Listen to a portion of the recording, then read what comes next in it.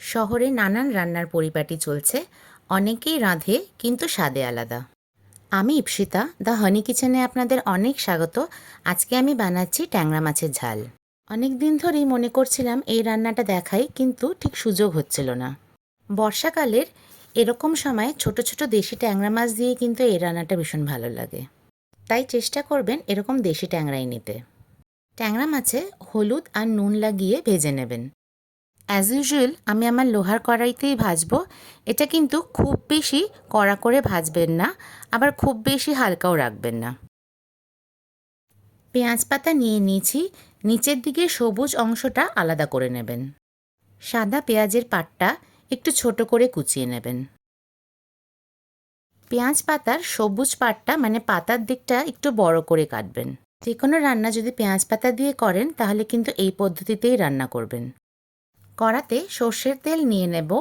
Refine অয়েলও ব্যবহার করতে পারেন আপনারা, কিন্তু যেহেতু এটা ঝাল বানাচ্ছি তাই একটু সর্ষের তেল ইউজ করলে ভালোই লাগে। দিয়ে দিলাম জিরে আর তেজপাতা ফোড়ন। দিয়ে দেবেন স্বাদ অনুযায়ী লঙ্কা বাটা। লঙ্কা বাটার পরিমাণটা যদি পারেন একটু বেশি রাখবেন, কারণ এই রান্নাটাতে বেশ একটু ঝাল খেতেই ভালো লাগে। দেবেন আদা বাটা, 1 টেবিল স্পুনের একটু কম দিলাম। দিলাম পেঁয়াজ বাটা, একটা বড় সাইজের পেঁয়াজ আমি নিয়েছি। একটু নাড়াচাড়া করে ভাজবেন। দিলাম হলুদ আর জিরের গুঁড়ো। জিরের গুঁড়োর জায়গায় আপনারা জিরে বাটাও ইউজ করতে পারেন। স্বাদ অনুযায়ী নুন দিয়ে দেবেন।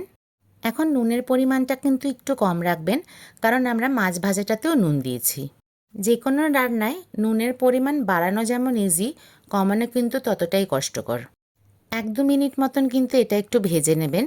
তারপরেই দেবেন পেঁয়াজ পাতার যে সাদা অংশটা আছে সেটা। এইটা কিন্তু এখনই দিতে হবে, কারণ এই পাটটা রান্না হতে একটু টাইম লাগে, তাই কষাবার সময় কিন্তু এইটা দিতে হবে। এখন দিয়ে দেবেন সামান্য কাশ্মীরি লাল লঙ্কার গুঁড়ো।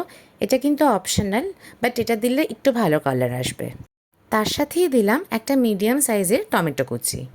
এখন ফ্লেমটা স্লো করে ঢাকা দিয়ে শুধু ভাজবেন আর ভাজবেন। যে কোনো ইন্ডিয়ান রান্নার স্পেশালিটি হলো কিন্তু কষানো। কষানো যদি ঠিক না হয় তবে ওই প্রথমেই বললাম না স্বাদে আলাদা, সেটা কিন্তু হবে না।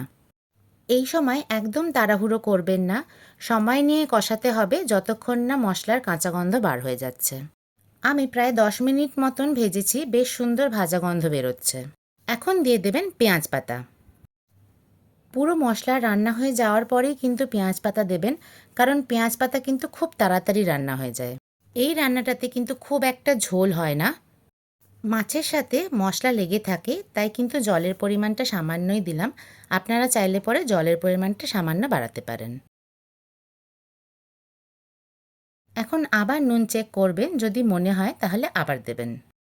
নুনটা গলে গেলেই দিয়ে দেবেন ভাজা ট্যাংরা মাছগুলো। এখন ভালো করে মশলার সাথে মাছগুলোকে আপনাদেরকে মিশিয়ে নিতে হবে। যদি মনে হয় টেস্ট অনুযায়ী লঙ্কা ফাটিয়ে দিতে পারেন। আর 1 মিনিট মতন ঢাকা করে রান্না করলেই ডান। গরম গরম ভাতে সার্ভ করবেন, সত্যি কিন্তু আর কিচ্ছু চাই না।